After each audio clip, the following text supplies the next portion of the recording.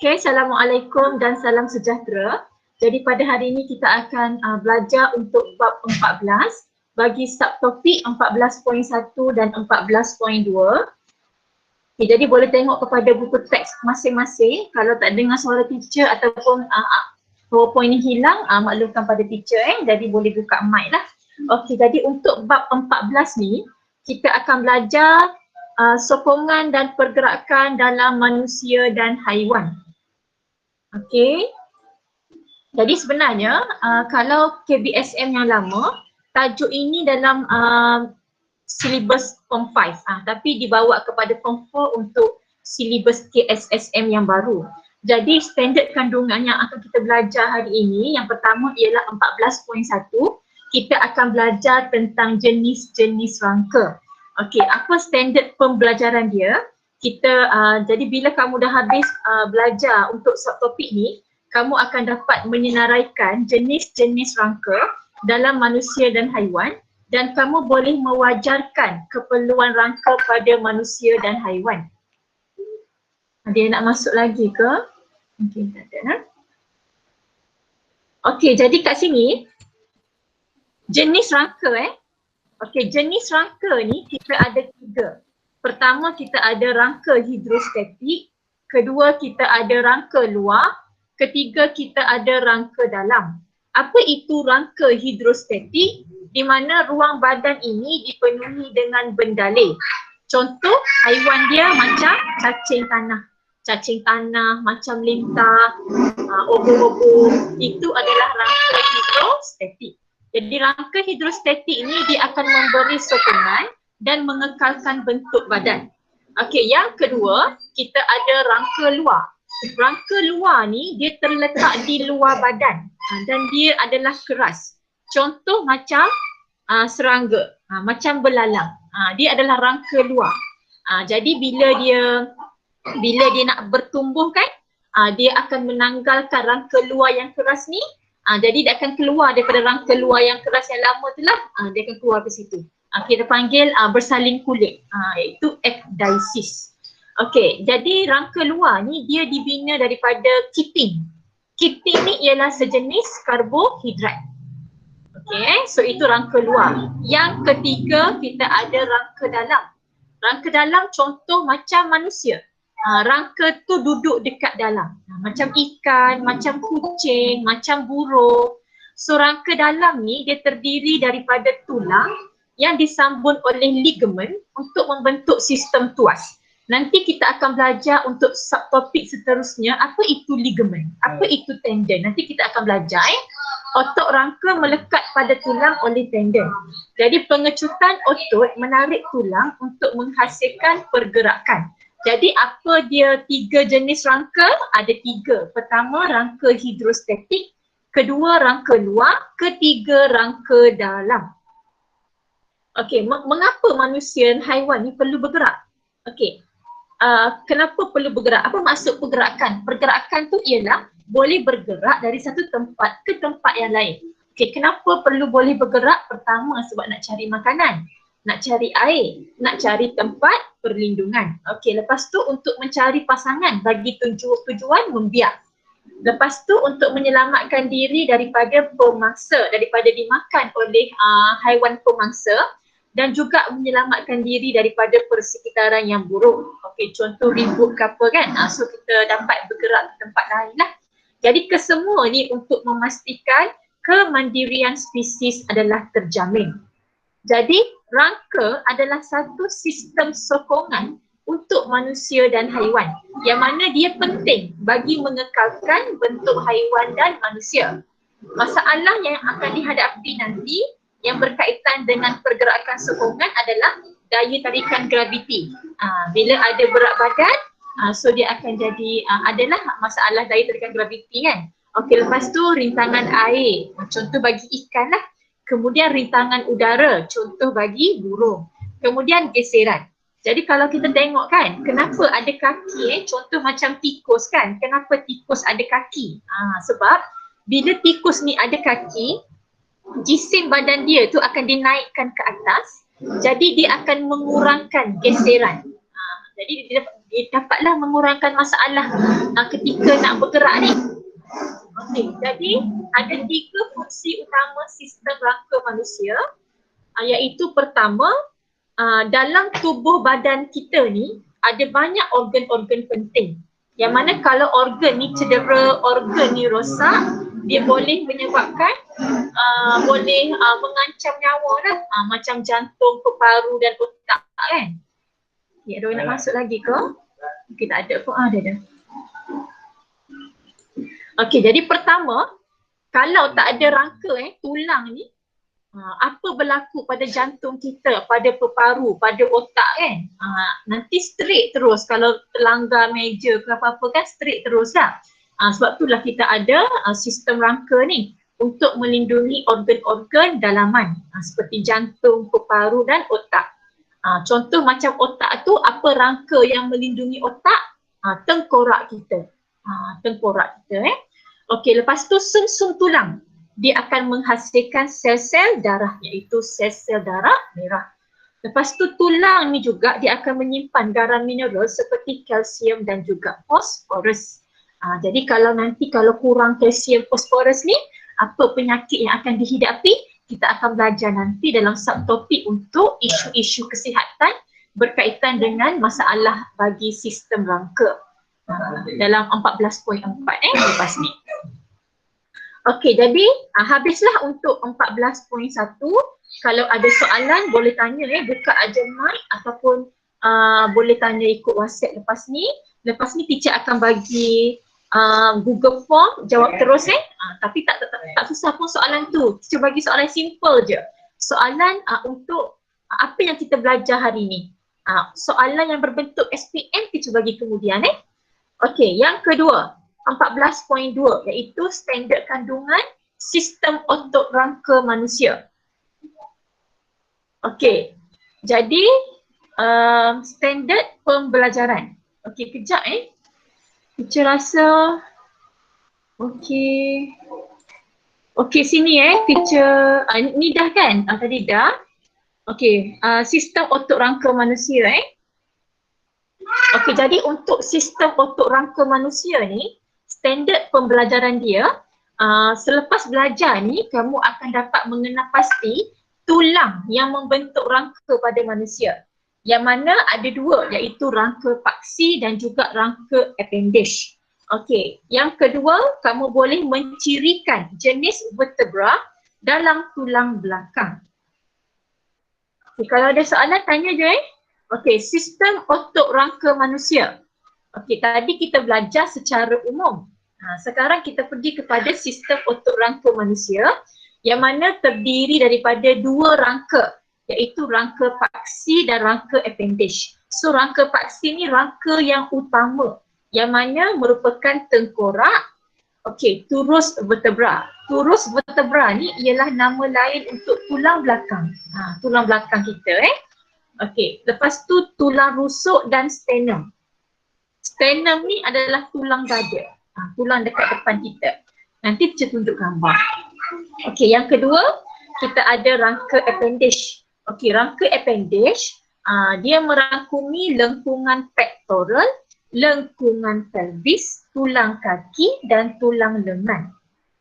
Okey, ini adalah rangka paksi. Okey, rangka paksi terdiri daripada yang pertama tengkorak, yang kedua turus vertebra. Yang kat belakang, tulang belakang kita Okey, yang ketiga sangkar rusuk. Sangkar rusuk terdiri daripada sternum dan sternum ni tulang dada yang kat depan ni. Kita boleh rasa tak? Kalau turus tu boleh rasa lah. Yang kat depan ni kan. Okey, tapi kat belakang pun dia rasa turus vertebra. Kita boleh rasa ni turus vertebra kat belakang ni. Okey, kemudian kita dalam sangkar rusuk ni ada juga tulang rusuk. Ini tulang rusuk. Tulang rusuk kita boleh rasa juga. Teacher boleh rasa. Kamu boleh rasa tak? Dapat rasa ni? Tulang. Okey, kemudian rangka appendage rangka appendage dia bersambung daripada rangka paksi tadi tu lah. Okey, yang pertama kita ada lengkungan pektoral. Okey, lengkungan pektoral ni dia akan menyambungkan rangka paksi dengan anggota hadapan, iaitu bahagian tangan kita. So lengkungan pectoral ni terdiri daripada clavicle. Okey, kita panggil kalau yang dalam bahasa Kelantan tulang gaguh. Tulang gaguh. Ni boleh rasa ni. Jadi dia straight mendatar dekat kita punya bahagian bahu kita ni. Kemudian scapula, scapula boleh rasa ni kat belakang ni, tulang kipas kita. Bentuk 3 segi. Dia nak masuk. Okey, aman. Okey. Jadi kat sini clavicle yang straight ni, scapula yang tulang kipas kat belakang ni. Tulang kipas. Okey, jadi dia akan menyambungkan tadi kita cakap kan, menyambungkan rangka paksi dengan anggota hadapan. Anggota hadapan tu apa? Tangan kita. So anggota hadapan ni adalah terdiri daripada humerus. Humerus. Okey, humerus. Lepas tu ni siku kita lah, ni siku Lepas tu kita ada ulna. Ulna ni tulang yang lebih tebal. Okey, radius ni, okey ini radius. Radius ni dia straight dengan ibu jari. Okey, lepas tu kita ada capus. Capus ni tulang pada kita punya pergelangan tangan ni. Okey, lepas tu kita ada metacarpus. Metacarpus ni tulang pada tapak tangan. Lepas tu phalanx. Phalanx tu tulang pada jari. So itulah yang akan membentuk tulang tangan, anggota hadapan. Okey, lepas tu kita ada lengkungan pelvis. Nanti kamu akan tengok kat sini nanti tu lengkungan pelvis ni dia adalah daripada cantuman beberapa jenis tulang, iaitu ilium, mana mouse teacher? Okey, ilium, pubis dengan ischium. Dia akan membentuk lengkungan pelvis. So lengkungan pelvis ni dia akan menyambungkan rangka paksi dengan anggota belakang. Apa itu anggota belakang? Kaki. Kaki kita. Tulang kaki So kita nak belajar sekarang tentang tulang kaki kita. So kita ada femur. Femur ni tulang paha lah. Tulang yang paling panjang lah. Tulang paling panjang. Okey. Lepas tu kita ada tibia. Tibia ni tulang yang lebih besar Lepas tu kita ada fibula, dia nipis sikit. Kemudian kita ada tarsus, tulang pada pergelangan kaki. Metatarsus, tapak kaki, tulang pada tapak kaki. Phalanx tu tulang jari. Tulang pada jari Okey. Okey, yang ni secara keseluruhan lah. Yang rangka paksi yang warna biru ni, tengkorak, turus vertebra, tulang rusuk bersama dengan sternum. Jadi tulang rusuk dan sternum kita panggil sangkar rusuk. Kemudian yang warna coklat ni adalah rangka appendage. Kita ada lengkungan pectoral, kita ada anggota hadapan, kita ada anggota belakang, kita ada lengkungan pelvis. Okey, jadi sekarang ni kalau ikut syllabus dalam DSKP kamu, KSSM yang baru ni, tak tekan sangat untuk tak adalah pasal tengkorak dengan tulang rusuk. Diterus kepada turus vertebra, tulang belakang. Tapi teacher just tunjuk jugalah untuk pengetahuan kamu jadi untuk sebab yang ni dalam KBSM lama ada Okey, tengkorak ini tengkorak kita. Tengkorak kita ni terdiri daripada 8 keping tulang kranium yang kat bahagian yang melindungi otak kita ni kan, yang bercantum bersama sejak lahir lagi lah. Nanti kita akan belajar pasal sendi ni sendi tu nanti next lepas ni mungkin hari Isnin minggu depan lah. Okey, lepas tu 14 tulang muka. Kat depan ni kita ada tulang muka. Ada soket untuk mata, dekat hidung kan. Okey, yang ni rahang bawah. Rahang bawah ni namanya mandible. Yang ni bahagian atas lah, maxilla Okey, tulang cranium ni yang bahagian ni yang melindungi otak. Okey. Okey, sekarang turus vertebra. Okey, turus vertebra ni kita panggil juga sebagai tulang belakang ataupun spina. Ni turus vertebra ni. Ada 33 tulang vertebra ni. Ataupun kita panggil sebagai ruas vertebra. 1, 2, 3, 4, 5, 6, 7 sampailah 33 kat bawah ni sehingga kaudal ni. Inilah kita akan panggil sebagai turus vertebra. Dan kalau kamu tengok turus vertebra kita ni bukan straight tapi dia macam bengkok sikit kan. Macam ni lah bentuk dia. Dia bukan straight. Okey, kemudian antara dua vertebra ni, vertebra 1 dengan vertebra 2, vertebra 2 dengan vertebra 3, vertebra 3 dengan vertebra 4 ni, dia ada cakra rawan. Cakra rawan ni fungsi dia apa? Sebagai penyerak hentakan dan mengurangkan geseran dan membenarkan pergerakan antara vertebra-vertebra yang bersebelahan. Tapi dua fungsi utama untuk rawan ni iaitu mengurangkan geseran dan menyerak hentakan. Okey, ni gambar dia Okey, ni satu vertebra lain dan ini satu vertebra lain. Kalau kamu tengok kawasan warna biru ni lah ada cakra rawan. Apa fungsi rawan ni? Menyerak hentakan dan mengurangkan geseran. Okey, yang ketiga yang membentuk rangka paksi, kita ada sangkar rusuk. Ini sangkar rusuk yang terdiri daripada tulang rusuk dan juga tulang dada yang kita panggil sebagai sternum. So ada 12 pasang tulang rusuk pada rangka manusia. 7 pasang dia bersambung dengan sternum, kita panggil sebagai tulang rusuk benar. 1, 2, 3, 4, belakang 5, 6, 7. 7 ni adalah dia bercantum dengan tulang sternum. Okey, 3 pasang lagi. 1, 2, 3. 3 kat bawah ni dia menumpang. Menumpang kan? Dia menumpang pada sternum yang nombor 7 ni kan. 3 pasang tulang rusuk seterusnya terlekat bersama dan bercantum dengan tulang rusuk yang ketujuh. Yang ni kita panggil sebagai tulang rusuk palsu. Dan ada lagi 2 pasang tulang rusuk ni dia tak bercantum pada sternum. Kita panggil dia sebagai tulang rusuk terapung ni, 2 yang bawah ni. 1, 2. Okey So ini adalah sangkar rusuk. Dalam KSSM tak adalah ditekankan untuk tengkorak dan sangkar rusuk. Ini untuk pengetahuan lah. Dia ditekankan kepada turus vertebra. Okey. Setakat ni ada soalan tak? Teacher bagi peluang lah. Kod-kod ada yang nak tanya soalan. Okey, 46 dah Ada soalan tak? Anik ada soalan ke? Syarman ke? Khairi ke? Iman ke? Okey, tak ada So teacher teruskan Okey. Jadi sekarang ini yang penting. Sebab ini adalah 14.2 iaitu kamu kena boleh mencirikan turus vertebra, tulang-tulang vertebra ni. Ini adalah vertebra, turus vertebra, tulang belakang kita. Ada 33 ruas tulang yang kita panggil sebagai vertebra. Kat mana ruas tulang tu? Ini dia, 1, 2, 3, 4, 5, 6 sampailah kat bawah sini. Yang mana antara setiap ruas vertebra tadi, teacher kata ada apa? Ada cakra rawan, mengurangkan geseran, menyerak hentakan. So, buat slideshow. So terdiri daripada 33 ruas tulang dipanggil vertebra. Tulang-tulang ini dia bersendi pada setiap hujungnya membentuk satu turus yang kuat dan boleh lentur. Sebab itulah badan kita ni boleh bengkok. Kan kita boleh membengkokkan badan kan sebab kita punya tulang belakang ni boleh lentur. Apa fungsi turus vertebra?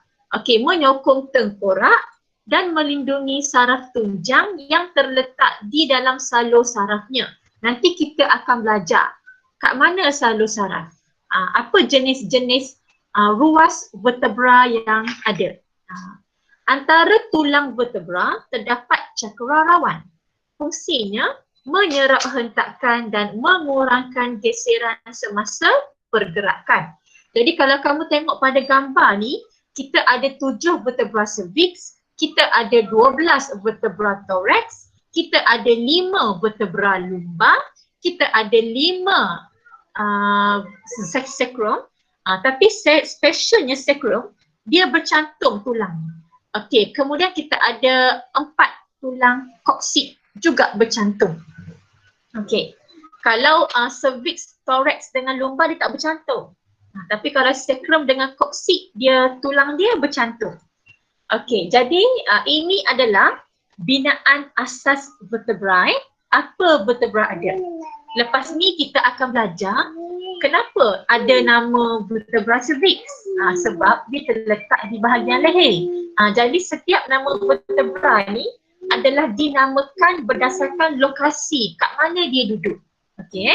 Jadi ada banyak jenis vertebra ni. Yang mana setiap vertebra ni saiz dia lain, bentuk dia pun lain. Tapi ini adalah basic dia lah, basic apa yang vertebra ni ada. Okey, yang pertama, dia ada centrum. Okey, ini centrum Okey, jelas centrum. So apa fungsi centrum ni? Memberi sokongan dan menahan mampatan. Okey, yang kedua, kita ada cuaran spina. Okey, cuaran spina ni dia akan menyediakan permukaan untuk perlekatan otot. Ni cuaran spina ni. Kalau kamu tengok gambar ni, dia adalah pandangan atas kalau ni kita ada kamera ke atas kita ni. Pandangan atas. Okey. Yang cuaran spina ni akan menghala ke belakang. Dia menghala ke belakang. Okey, kemudian kita ada cuaran melintang.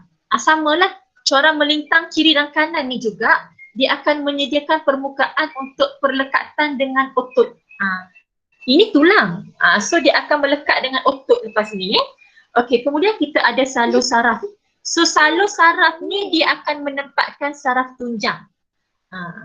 Saraf tunjang nak ke otak lah. Okey, kemudian kita ada muka sendi. Muka sendi ni adalah permukaan untuk bersendi dengan vertebra lain. Apa maksud sendi? Sendi ni adalah tempat pertemuan tulang. Sama ada dua ataupun lebih. Okey. Boleh Okey, muka sendi. Ini lengkup saraf lah. Okey, so salur saraf ni dia akan menempatkan saraf tunjang. Okey. Okey. Ini gambar real lah ni. Kalau kamu tengok pembedahan tulang belakang ini cuaran spina yang menghala ke belakang. Okey, sekarang kita nak pergi satu persatu jenis-jenis vertebra. Macam teacher cakap tadi, vertebra ni ada pelbagai jenis. Kalau yang teacher sebut tadi, kita ada vertebra cervix yang mana terletak di bahagian leher. Ada 7 vertebra cervix dan dia special sikit. Vertebra cervix yang pertama, nama khas dia vertebra atlas. Vertebra cervix yang kedua, nama khas dia vertebra axis. Okey, yang ketiga, keempat, kelima, keenam, ketujuh kita panggil vertebra cervix je lah. Tak ada nama khas lah, itu bukan silibus kita lah. Okey, ini vertebra cervix ni dia terletak di bahagian leher. Okey. Kemudian, jadi yang atas sekali ni vertebra atlas ni dia akan bersendi dengan tengkorak. Ada soalan ke? Kita dengar macam bunyi tadi tu. Tak ada 48 orang. Kalau ada soalan tanya je Okey, kemudian kita ada vertebra thorax. Vertebra thorax ni dia terletak pada rongga thorax, iaitu pada rongga dada kita. Jadi kalau kamu tengok kat sini kita ada 12 vertebra thorax. Tadi kita belajar kita ada 12 tulang rusuk kan? Yang mana vertebra thorax ni dia akan bersendi dengan tulang rusuk. Kalau kamu tengok ini tulang rusuk tulang rusuk. Tulang rusuk. Dia akan bersendi dengan tulang rusuk. Yang depan ini adalah sternum, tulang dada. Belakang ini adalah turus vertebra. So tulang rusuk di bahagian depan dia akan bersendi dengan tulang sternum. Manakala di bahagian belakang tulang rusuk ni akan bersendi dengan turus vertebra.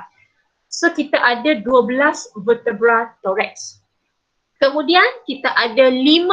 1, 2, 3, 4, 5. Ada 5 vertebra lumbar.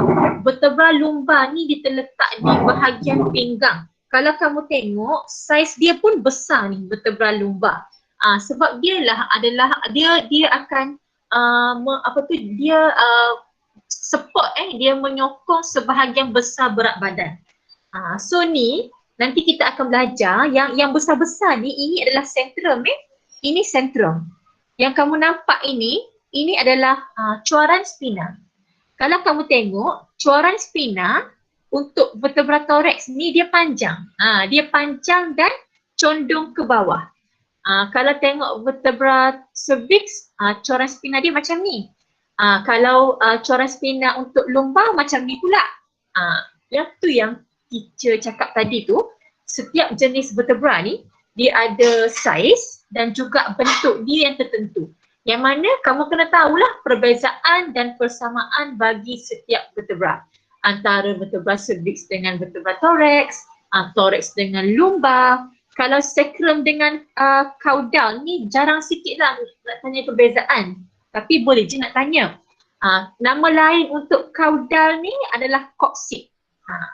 Nama lain untuk caudal Okay. So sekarang kita nak pergi kepada vertebra cervix. Okay, so vertebra cervix dia ada 7 ruas vertebra ataupun tulang vertebra. Okay, 1, 2, 3, 4, 5, 6, 7.